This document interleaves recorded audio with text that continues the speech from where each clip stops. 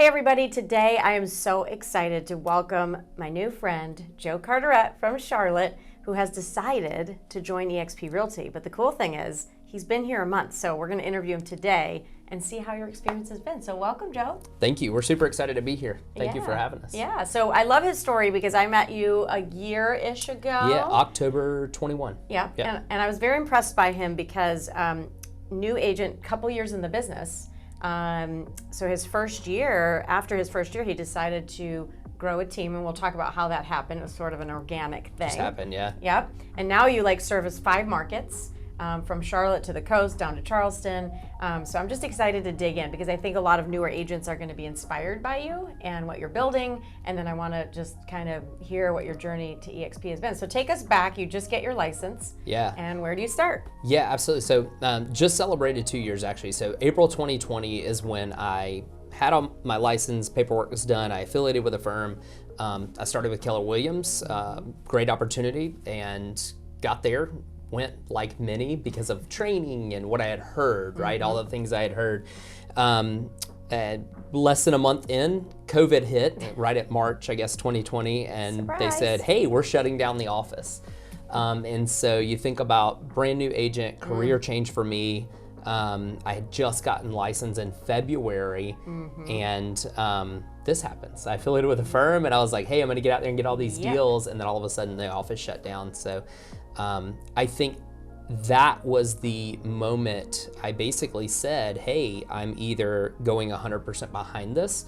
I'd already put so much forth thus far, right? And so or I'm gonna give up. Right. And those who know me know that that's not really an option. So we charged forward. Yeah. So no office. You're not going to the office. There were some classes, of course, that were they offered virtually. How did you learn how to navigate? Because your first year you did about 20 million, which is awesome, right? Yeah. My first year as a solo agent, I did a little over 3.5 million as a solo. Last year's 20 It was million. the last where we started a team, and I know we'll get into that in a moment. But you know, it was one of those things that I think we all get in those moments of where you're faced with a roadblock, and COVID and the office shutting down was that roadblock. And I think so many of us around the country or in business, personal, we all face those roadblocks. It was the people that were going to just sit there and let it fester and be a problem for them. Or was it going to be where I stepped up and said, hey, how do I get around this? I know that the end result is bringing in income for my family and being able to provide, and very fortunate and blessed that my wife at home has a fantastic job, very established. So we had that comfort, but with my personality and the way that I like to operate, I wasn't going to allow us just to sit on that. So. And I don't think she would have been like, hey, honey, it's been a year. You haven't sold tough. house. She's a tough cookie. So she would have let that ride for about 30 days and then called me to it, which I need and am grateful for. But yeah, I mean, there was virtual offerings that were pre-recorded or pre-built type classes that I certainly could get into. I don't sit still for stuff like that. And I love being around people and being face to face. So the first 30 days was a little bit of a challenge not being able to do that. And oh, by the way, I was brand new. But I started realizing that, hey, I can still get on the phone. I can still use social media. I can still send a postcard or a letter, a handwritten note. And I just did the basic things that I knew. I don't know what this real estate thing's about, but I like to connect with people. What are the basic ways I can connect and it be genuine? Right. And then from there, a relationship is built. And from there, it's the, oh, by the way, we're thinking about selling or whatever it may be. Right. Yeah. So you went right to the people and you were like, hey, I'm new. Because what was your background? Yeah, so I was in protective services. I did security consulting and investigations, corporate protection my whole life. And it was really about being around people. I was always around people. And it was about looking after people was my end goal. And so this, for me, was a career shift where it was just a different way in which I was looking after people. I was looking after their futures and their finances. Right. And so I thought about how I operated in my previous career and how we constantly had to get over roadblocks. A roadblock there could be life or death. It could be, you know, somebody's health. You put them in the hospital, things like that. And so I just shifted it over to, hey, looking after their finances and their well-being and their family as if it were mine. Right. Right. And so I think the biggest thing for me in the learning in those first couple of months were nobody's going to do it for you. Right. Nobody's going to save you. Nobody's coming. Yeah, if this is going to get done, you're going to have to charge for it and find a way. And was it perfect? No, it was sloppy. Yeah. But at the end of the day, we got past those roadblocks. My very first deal was a FSBO. Oh, fun. And both sides of the deal. Oh, and what good. happened with that was it was just, I picked up the phone and called. The things we learn as agents, Yeah. right? I called and said, hey, tell me why you're selling your house. And it kind of spiraled from there, but I'm sure You we'll went get for the into listing. Yeah. Oh, yeah. Awesome. Yeah, of course. That's amazing. Yeah. Yeah. I didn't know if you had the buyer and you called. So Yeah. So end of the first year, you had done $3 million, which is awesome, right? Brand new agent. Now you mentioned something, you were building relationships with the other agents. So talk a little bit about that, because you're now in 5 different markets: Charlotte, the Coast, and Charleston. You love being in all the different MLSs, and you were talking about KW kind of hindered you in that movement in your vision. So talk a little bit about that. Yeah, so I think in real estate, those that are watching that are in real estate or not, you have to engage people. And one of the first places you engage is your sphere. Yep. And you want to be able to reach out to people and tell them you're in real estate and, hey, this is what I'm doing. And you want to be able to find out, hey, if you thought about buying and selling, or talk to them and start getting around to the idea of real estate and what's going on in the market. So we did that, but I also started engaging other brokers, because being a new agent, what you learn is you got to get training. Yeah. You either have somebody that happens to take you under their wing, or you got to go out and ask for it, right? Yeah. And so I wasn't going to sit by knowing that we were all in lockdown. And I just started picking up the phone and looking at the directory at KW and calling agents and starting to introduce myself. When we got to a place of getting out, started taking them to coffee or a glass of wine, whatever it may be, just to get FaceTime. Yeah. And the reason is I immediately started joining other MLSs because there was a need. I've got family at the coast. My sister was going to vet school in NC State, and there was an opportunity for a listing up there. And we took it. I jumped on it and said, sure, we'll get that business. I started building relationships with those brokers with the idea of, hey, these brokers are in Charlotte. They're bound to know someone in Raleigh. I want to be their go-to guy when they say, hey, I need somebody that I trust and know. And so those relationships started to form, and sure enough, we got to a place up until today, we're doing about 65% of our business through broker-to-broker referrals. That's so cool. And it's just because of those relationships that kind of just started, because I had to meet people. Right, It's kind of by chance. But yeah. So you then decided to jump from KW to a smaller independent. Talk a little bit about that, and then finally over to our firm. Yeah, and so, very grateful for all of my experiences. I think all of us, we take something from the places in which we are and the families we engage with, right? And so I'm very grateful for all the places that I have been and had the opportunity to do business. I left KW, it was a big KW office. Yeah. Being new and kind of feeling like a small fish in a big sea. One of the things that was lacking was the collaboration from a standpoint of kind of a big picture collaboration to where people are wrapping their arms around you. And you can't expect that in real estate, I understand. No. But it's nice to have. And so I decided to step back and go to a smaller brokerage where it was more of a family environment. It was a small number of agents.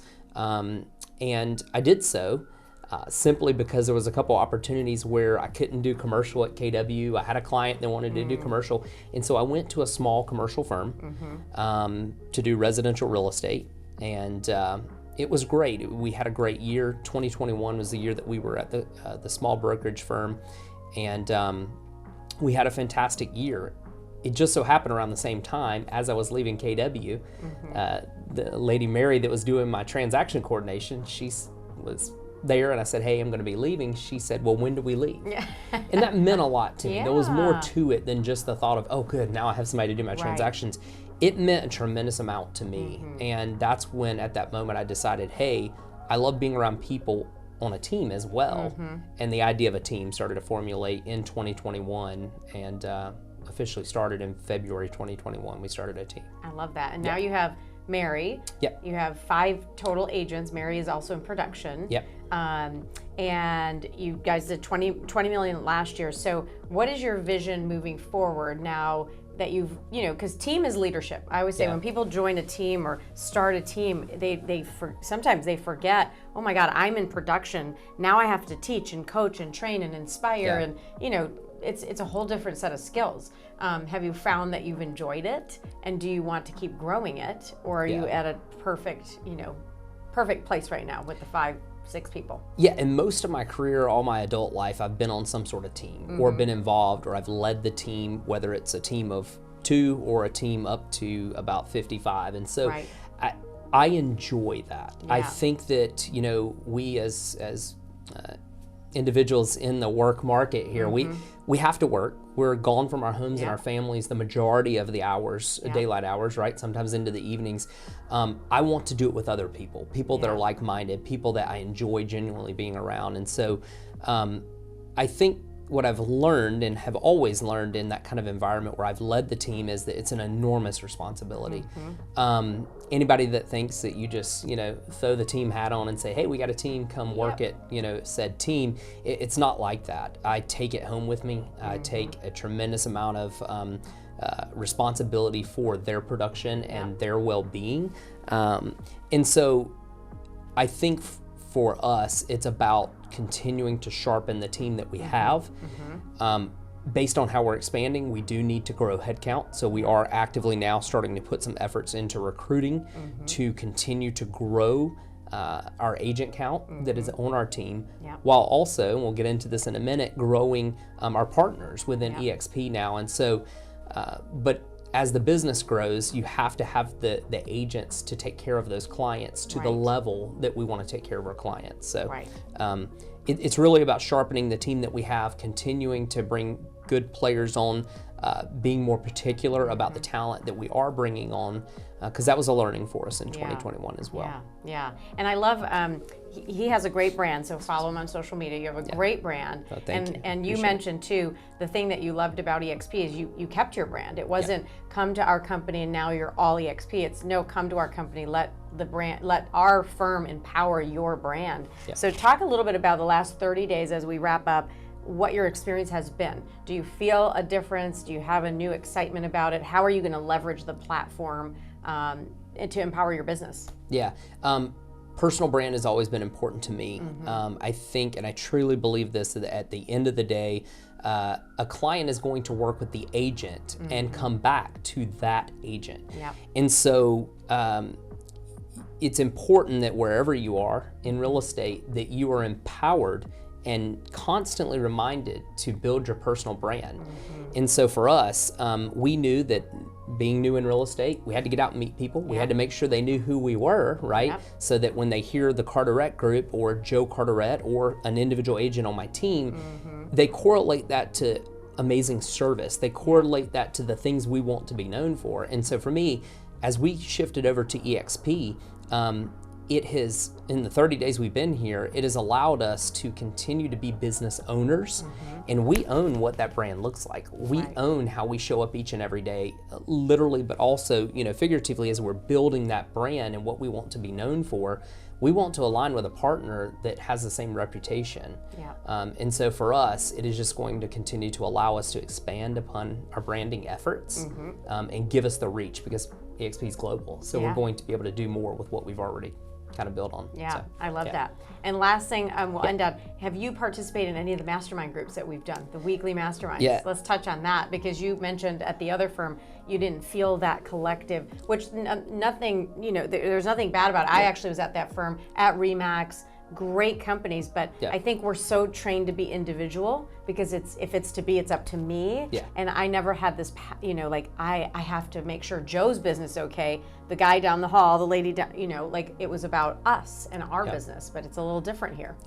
It is. I think there's two components of it. I think one could say, oh, well, eXp is set up to where any agent that I bring into the business, which is one of the reasons I joined eXp, is because I wanted to start thinking about what's more than just real estate, and how can my team also grow other avenues of wealth.